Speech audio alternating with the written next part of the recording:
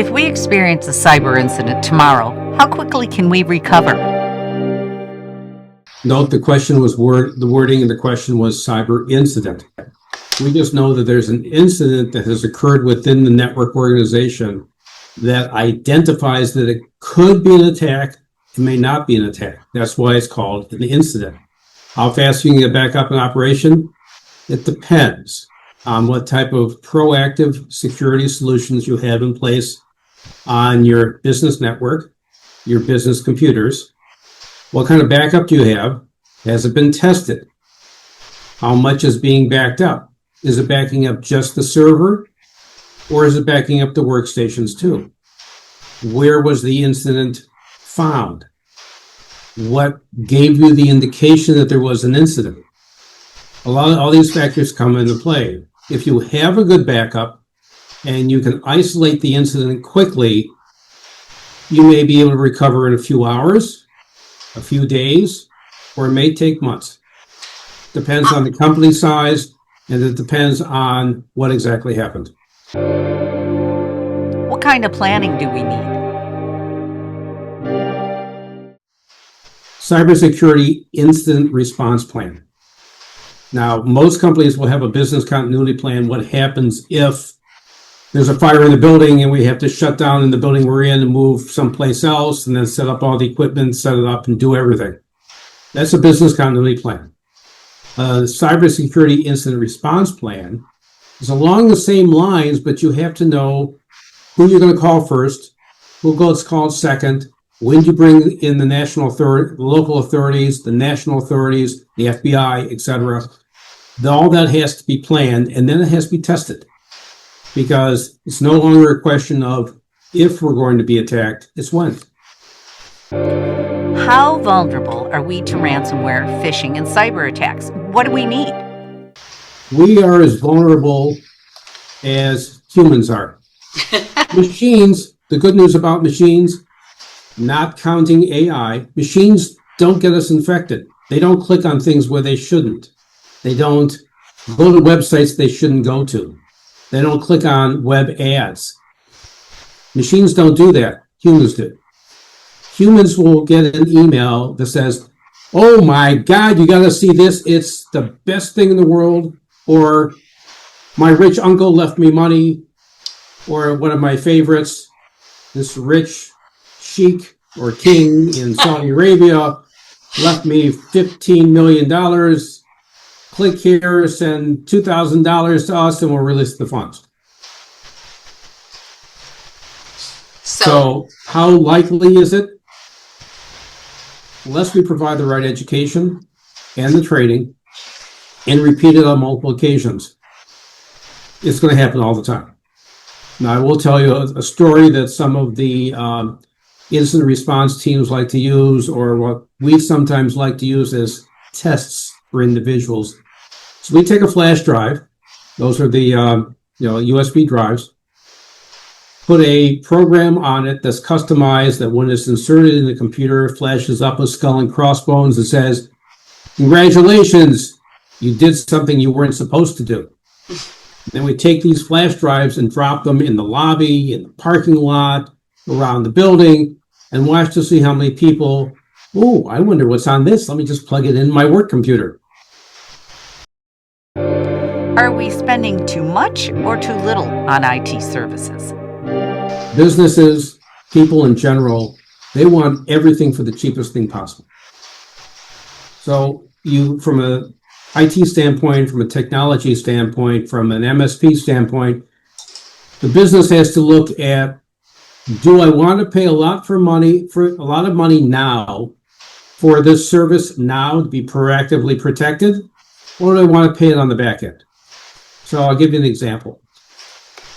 You want to spend $10,000 with us now to provide the high-end security software up front, to protect all the devices, to run vulnerability scans, to run a penetration test, which is a high-end vulnerability scan, to make sure your business is locked down so nothing happens?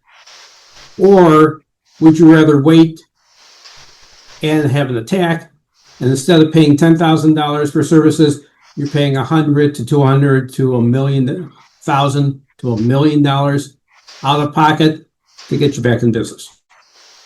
So the answer to the question is, we're spending too little on IT services. We need to be proactive because we know what's going to happen. What would a cyber attack cost our business financially? It would be very expensive. So it depends on the type of attack. Okay.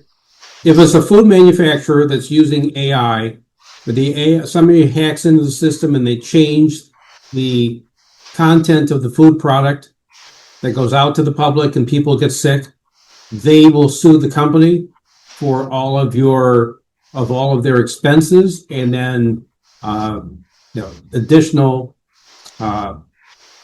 funds for pain and suffering. That could be millions of dollars. If you're a construction company and you're doing work on a product and something fails, people are gonna sue because they've been injured. So from a cyber attack on a business, I would venture to guess you're talking at least 100,000 plus, depending on the nature of the issue. If we suffer a cyber attack tomorrow, would our cyber insurance actually pay the claim? Well, I'm not an insurance agent, so I can't honestly state whether or not it will, and every policy is different. But my trusted sources, that insurance people, have told me that in most cases, the cyber liability policy will pay a claim for any cyber-related issues. But there are a couple of conditions. Number one, it can't be an intentional act. So if you have an employee that's disgruntled and wants to leave the company and causes a cyber attack, that may not be covered. The other area of concern is, will you complete the application? And if you don't have any clue what the application wording says, you need to talk to somebody that knows, like a trusted IT provider. Because if you misrepresent yourself or fraudulently make a statement on that application and you suffer a loss, the insurance company will deny the claim. As an example, there is a recent story that's running through the IT world of a multi-million-dollar company that didn't really know what they were doing, and they had some administrative staff fill out the application. They marked the box, yes, we require all applications to use MFA or multi-factor authentication. Well, the application that was affected in this cyber attack did not have MFA applied, especially for the employee that clicked on it and followed the procedure. The insurance company denied the claim. So it's important to meet with your insurance provider to go over the policy and to make sure that you're doing everything accordingly, and then work with IT to make sure all your conditions that you've identified on the application have been completed. One last comment about cyber insurance. There's two types of policies. One is a standard policy that comes with your business owner's policy. It may provide up to $50,000 of cyber insurance coverage. And then there's standalone policies that can go up to $1, $2, $5 million and above. You want to spend your money on the standalone policies that provide up to $1 million. Recently, one of my former clients had a cyber incident where the principal clicked on a link that he knew he shouldn't have done, but he was so busy that he clicked on it. He logged into the portal, which he knows he shouldn't have done, provided his credentials, and then realized, crap, I just gave my credentials to a cyber attacker. The incident response team was only able to spend 1 day because that's all the money they had available. They bought the $50,000 policy and that was it.